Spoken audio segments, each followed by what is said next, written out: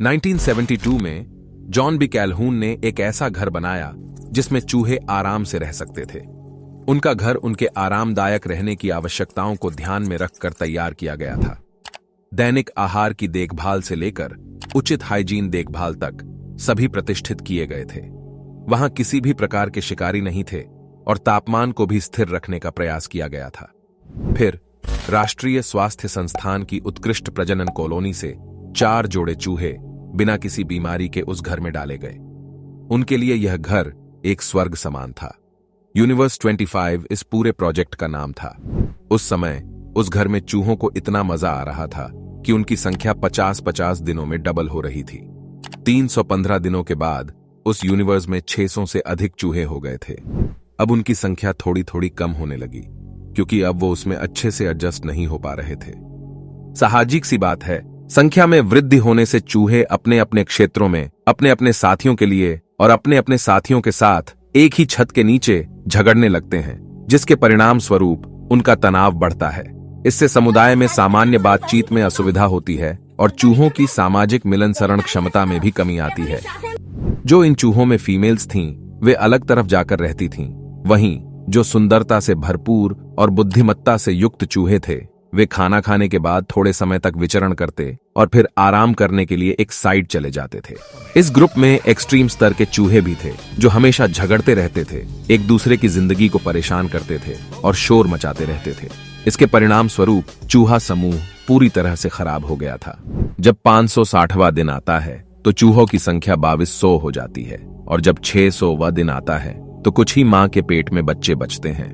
अब population regenerate होना बंद हो जाता है। 920वें दिन के बाद एकमात्र चूहा बचता है और वो भी कुछ ही दिनों में मर जाता है। कैल्हून का कहना है कि चूहों के मरने की मुख्य वजहें 2 प्रकार की थीं।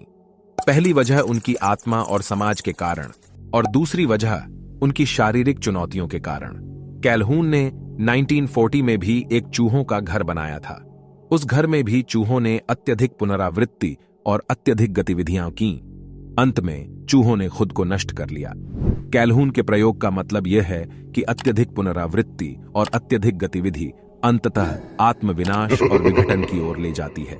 कैल्हून के इस एक्सपेरिमेंट के बाद उन्होंने एक महत्वपूर्ण निष्कर्ष निकाला कि चाहे हम कितने भी आधुनिक हो जाएं, जब सामाजिक भूमिकाओं को निभाने वाले लोगों की संख्या हद से ज्यादा बढ़ जाती है तो टीम या ग्रुप में दरारें आने शुरू होती हैं। यह इसलिए होता है क्योंकि सभी लोगों के विचार अलग अलग होते हैं, जिससे व्यवस्थापन कमजोर होता है। और उन्होंने एक घटना का उल्लेख भी किया जिसे उन्होंने बिहेवियरल सिंक नाम दिया। इसका मतलब है कि जिस प्रकार चूहों की आदत होती है कि वे एक दूसरे के साथ रहें, उसी प्रकार आदमियों को भी आदत हो जाती है। क्या आप इन बाबाओं के जैसे एकांत में रह सकते हैं? नहीं, बिल्कुल नहीं। हालांकि हमारे बीच झगड़े होते हैं, लेकिन हम एक दूसरे के बिना रह नहीं सकते।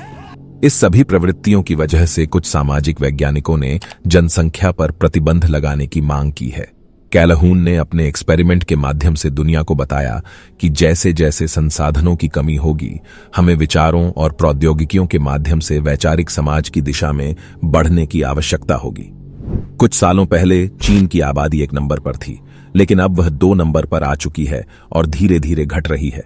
यदि भले ही आज भी उनकी आबादी में बहुत सारे लोग हैं, तो ज्यादातर लोग 70 साल के ऊपर के हैं। इससे यह सुझाव दिया जा सकता है कि चीन की आबादी का डेमोग्राफिक प्रोफाइल बदल रहा है। और दूसरी तरफ भारत का उदाहरण लेते हुए हम देख सकते हैं कि हमारे पास आज युवा जनसंख्या सबसे अधिक है। इसका मतलब है कि भारत आजकल बहुत ऊंचाइयों की ओर बढ़ रहा है। हालांकि मेरी दृढ़ विश्वास है कि भारत को भी किसी दिन सामाजिक परिवर्तन या आर्थिक परिस्थितियों में विपरीत दिशा की ओर देखना पड़ सकता है।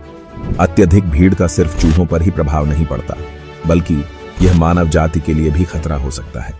मानव मानसिकता को बचाने के लिए जागरूकता, सावधानी और सहकारिता की आवश्यकता होती है। यूनिवर्स 25 किसी प्रकार की चुनौती प्रस्तुत कर सकता है, लेकिन उसका समाधान सामाजिक सहकारिता, सामर्थ्य और नैतिकता में हो सकता है।